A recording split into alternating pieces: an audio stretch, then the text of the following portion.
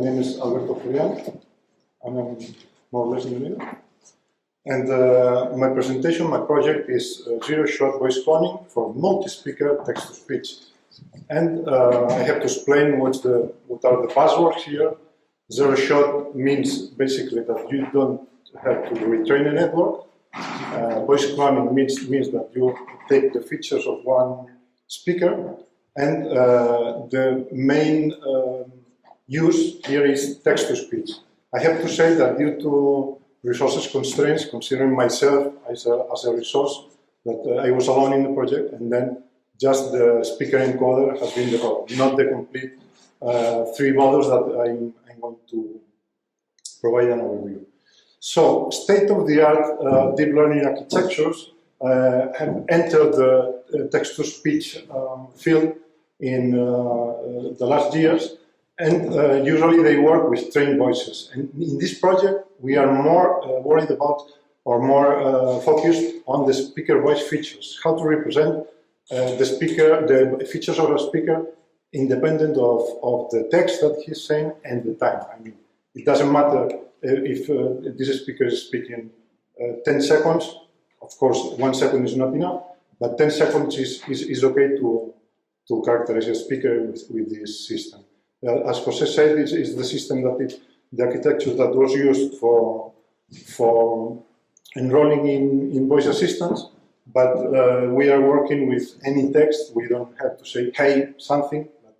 We say any utterance of several seconds, and the system lets you. And so I'm going to describe the complete project, but the demo and the use case is specifically, as Jose said, speaker encoder for speaker verification. But before beginning with the complete system, it's better to have some intuition on sound and speech representation. Now I'm going to put, let me check if there is sound. Is it audible?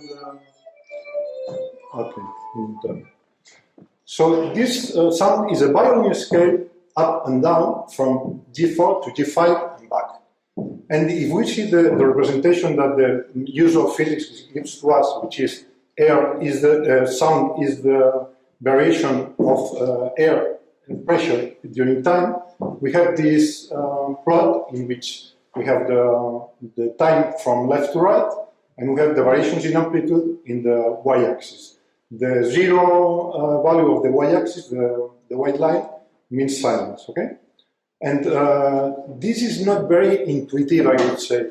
If we make a zoom on this, remember that it was a violin scale, a violin playing scale. A zoom of just 10 milliseconds gives some more clue to us, because there is a pattern here, and the pattern is that we see peaks, and the distance between peaks represents the main frequency. And it seems that the ear and brain are doing some kind of transformation, and engineers and physicians from many years ago can have arrived to a model, which is the spectrogram, that rather than being a one-dimensional signal, is a two-dimensional signal. Still, the time is the dimension from left to right, but we don't have the amplitudes on the y-axis. On the vertical axis, we have frequencies, in fact, log frequencies. And this bright line that we see here, for me, as an aficionado to music, looks a lot to a music score. In a music score, you have these notes going up and down, and in the spectrogram, we have this brighter line that could represent these notes. In fact, it does. This is the frequency of the J4, the one on the left. And we have the other frequencies that did the color of the instrument on the left. And now, going back to speech, we can hear an audio. The first movie I did was This short audio comes from a celebrity, and the representation in plot in the same way as the violin scale. We can see 2 seconds of this audio. The audio has a duration of 2 seconds. And it's similar, a bit more differences between in amplitude, and still the spectrogram gives us a lot of information about frequencies. They vary a lot, but it looks like it can be a good input for a neural network. with this point, we have two kinds of approaches here. If the neural network, if we consider this as a sequence, because we are dealing with time, we can use a recurrent neural network, such as an LSTM. But if we use it as an image, we can use a two-dimensional image. You can use convolution neural networks. In my project, I am using LSTMs. Now, let's see some overview, not a history, but text-to-speech has benefited from deep learning architectures since 2016. Previously, the usual models were based on hidden Markov models, for instance, but there was a breakthrough in 2016 with the WaveNet model that provided much more natural intonation in time. And it was using the Mel spectrogram. So the main reason to talk about one of the reasons to talk about the Mel spectrogram before, or the spectrum, was that it's necessary to more or less understand what's going on. And there was another architecture complementary to the WaveNet, which is the tachotron on blue. And on the tachotron, what we have at the input is pairs of small text and audio. And the output, we trained the text and audio with the output, which is parts of a small spectrogram. And when the system is trained, it can get at the input an arbitrary text, and at the output, the Mel spectrogram, which is the input to the WaveNet. But the problem with these systems are related, such as the deep voice system from, I think it's Baidu, is that they don't work with any kind of voice. They need pre-trained voices, the ones that came to the tachotron or to the synthesizer in general. And then in our project, we wanted to test another thing, which is adding a third module, the speaker encoder, which is part of another architecture called the speaker verification. So when I mention speaker encoder, I'm talking about the core, and usually focused to text-to-speech, and when I talk about speaker verification, is the use case that I'm going to demonstrate after this short review. In the speaker encoder, we have at the input raw image, raw sound. Sound is transformed, as we'll see in next slide, is transformed into Mel spectrograms. And then we make batches, first with taking a sample of speakers. For each speaker, we take some utterances, and which have been previously transformed with the Mel spectrum, and then we take a small sample for each utterance. This is the input from LSTM that we will see in some detail later, and at the output, at the beginning of this training, we will have embeddings. These embeddings are the embeddings from the same speaker. A computation of the centroid is made, and there is after making the centroids, we compute the similarity matrix. In the similarity matrix, we have the centroids, one for each speaker, and we cross them with all the embeddings. Embeddings from the same speaker are applied a loss, which is positive. Well, let's say that the label is positive, and the loss tends to make closer the embeddings from the same speaker, and farther away the embeddings from other speakers, from other centroids. And with this, we get a quite general system. And well, this picture just shows what I just said about the embeddings in the centroids. The blue embedding AGI is the loss is designed to make it closer to the CJ centroid, which is the one belonging to the speaker, and the other is the opposite. And in inference time, what do we have? When the system has been trained, we can input utterance of, let's say, of 5-10 seconds, and of course apply the Mel spectrogram. But in this case, we are not taking a small sample of these utterance, but the whole utterance. We apply sliding windows. Sorry, because the signal, the sound is in horizontal. Then You had to flip it mentally and apply the sliding windows. This is the input to the LSTM that has been frozen. At the output, we have several embeddings, one for each sliding window, but from the same utterance at the beginning. And the embedding average represents these speaker features. And these features are going to work for any other word or utterance that this speaker is going to ask. So in the TTS case, this embedding average is input to the synthesizer and to the vocoder. More details about the training process. I'm not going to enter in very detail, but I have used the Box Select 1 dataset, and the Box Select 1 dataset has 1,200 speakers, quite balanced in terms of gender, 55% male and 45% female, more than 140,000 utterances. And the researchers said that in our case, which is not a classification system, it's not necessary that I have been using it in the use case of the enroll and verification. And the batches in the training I performed was made of 16 speakers and 8 utterances per speaker. But in the original paper, they were working with other number of speakers. The utterances, more or less, I think it was this one. And definitely the data set that the original paper was using was different because it was internal to the company, much bigger, and also the neural network was much bigger. I wouldn't say that a new LSTM network with 3 layers and 128 nodes per layer is small. It's simple to describe, but it's very powerful. And it was trained, in my case, during 500,000 steps. And I'm talking about steps and not epochs, because the data set is not a closed data set. It's the process, both of the point of view of data sets and the loss, is to be able to generalize as much as possible.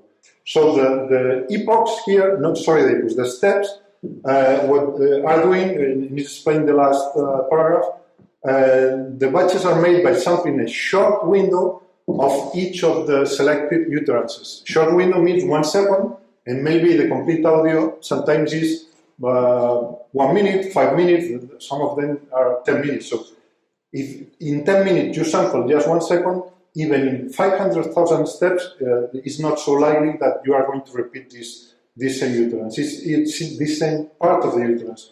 It's a system made to generalize. And now we can demonstrate with the application.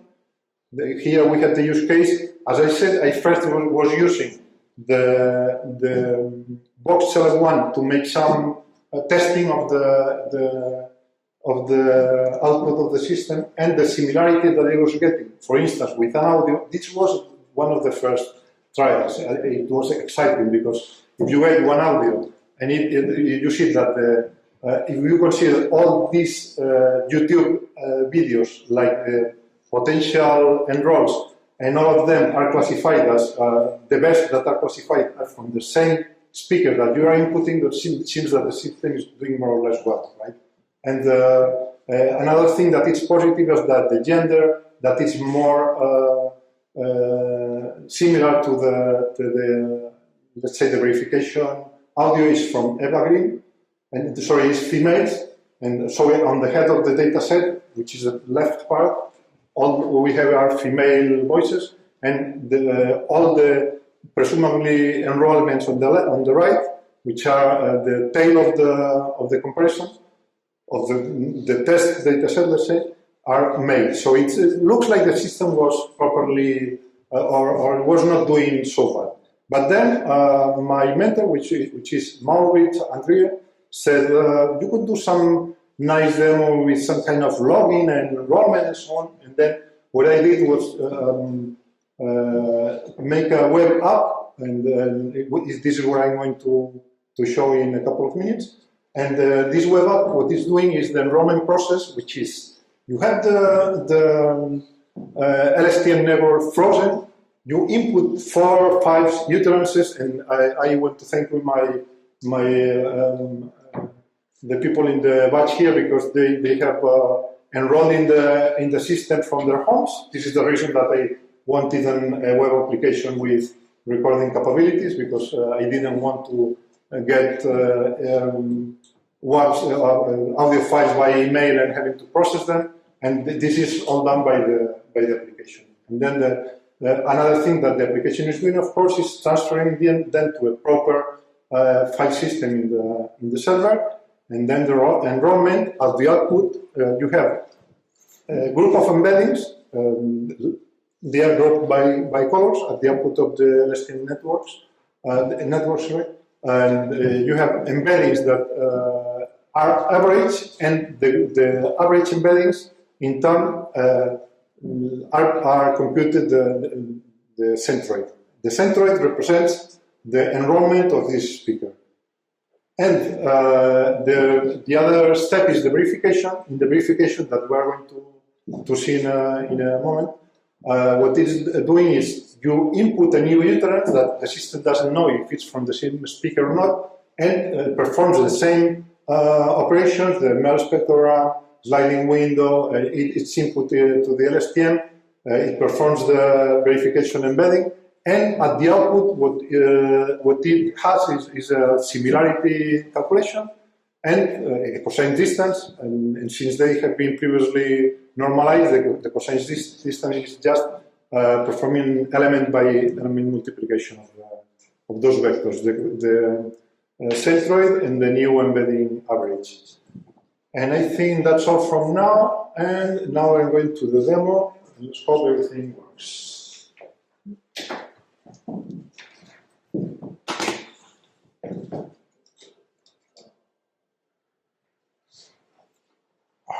It's here. Let me check if the server is on. The server is on. And this is the web application. I'm going to run it.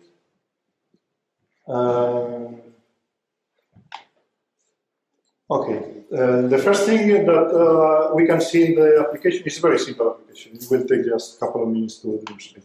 We have a list of users that have been enrolled. We could make an enrollment here, but it takes, of course, speaking several utterances and downloading them, it takes some time. So I'm just going to make one utterance myself, checking with myself. First, a very short one, just to demonstrate that with the short utterance, you cannot expect very good results. And also to see if the recording works properly. Okay, this is a first short utterance for myself. I'm not sure about the sound conditions here, but let's try. I'm going to save it, and now I'm going to upload. No, sorry, not enrolling. Upload verification utterance. It's going to compare with the enrollment that I have been performing this morning for myself. So I would put this one. Well, 66%, but it was very short. Then, if we do a longer one, I can read, for instance, what is in the screen because this is independent of what they are saying. You can enroll in the app by recording 4 to 5 utterances. So, recording, save utterance. It always, at the end, always reproduces the. It's fine.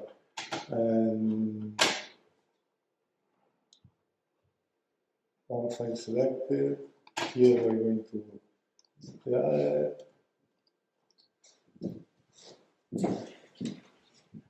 Well, much better. 96% of similarity. We can now make a couple more of comparisons. For instance, we can compare, let's say, Sasha. That do you know Sasha from the? No. I mean, it's a recorded one. No, because since I'm not sure about the configuration, I have several. We are seeing this on the screen, right? Yes. Sasha was very kindly one of the participants in the experiment. and then Sasha with myself shouldn't have a very big 50%. But if we change we cannot select Sasha again because the system remembers the last file. So I can check salary, for instance, which probably will give also a low number here, 44. And now we can switch and Sasha with himself, and Sasha here, and now we can select Sasha again to see which is the similarity of this Sasha user with himself, which is 94%, not bad. And we can also check Sarah with herself, just to have some gender balance. Sarah with herself, I think it was Sarah with herself, 95%, okay. So the system seems to, this is not a statistical proof, but seems that it's more or less working, right? So I'm going back now to the presentation just to show the last couple of slides, but I'm not sure how to do it.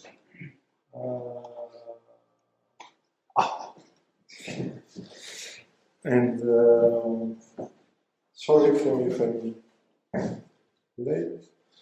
So we have seen the demo.